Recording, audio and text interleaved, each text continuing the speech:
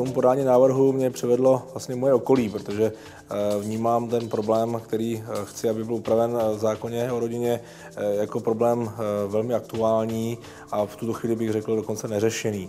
Takže není to moje osobní zkušenost, není to moje zkušenost mé rodiny, ale je to prostě zkušenost mých kamarádů a i přátel, kteří mají právě se střídavou, respektive porozvodovou péčí o děti velké problémy.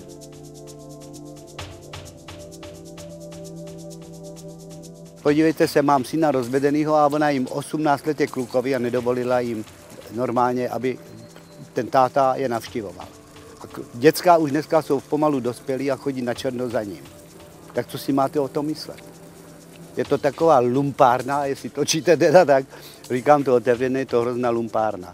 Já bych to teda schvaloval a ať to udělají třeba po týdnu, ano, ať si ty rodiče normálně rozeberou, je to dítě obou dvou, a když to manželství nevyjde, tak aspoň ty děcka netrpí. To je individuální, by se každý případ měl posuzovat individuálně. V každém případě.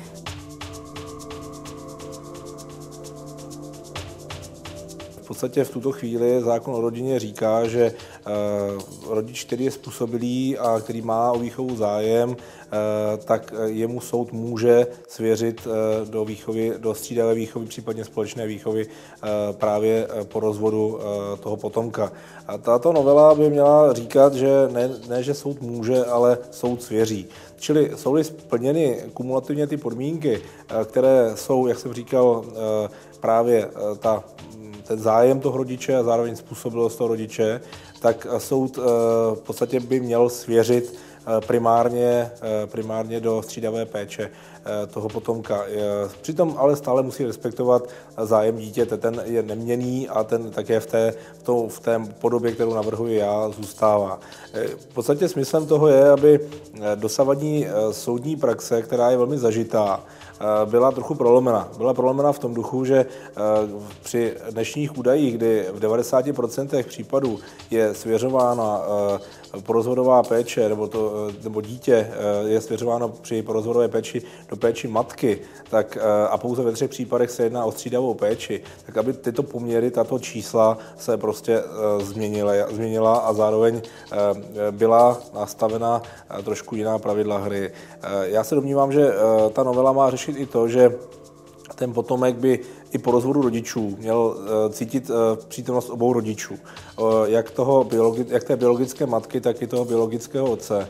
A nemělo by docházet k tomu odcizení otce, a to buď ta situace, že matka se stará o dítě sama, případně se stará o ně nový partner té matky. A otec se vlastně v podstatě odlučuje od té původní rodiny. Je celkem jasné a přirozené, že ti partneři právě proto se rozvádějí, nemají asi dobré vztahy, nicméně si myslím, že ta střídavá péče napomůže i uklidnění těch poměrů, protože ty konkrétní problémy vznikají zejména při předávání dětí, zejména při nedohodnutí se na způsobu a směru výchovy. Takže tady já myslím, že by zůstala zachována přirozená péče obou rodičů, přirozená rovnováha té biologické matky i biologického otce. Ta novela pamatuje i na takzvanou společnou péči rodičů, čili není tam řečena jenom střídavá péče, ale i společná péče.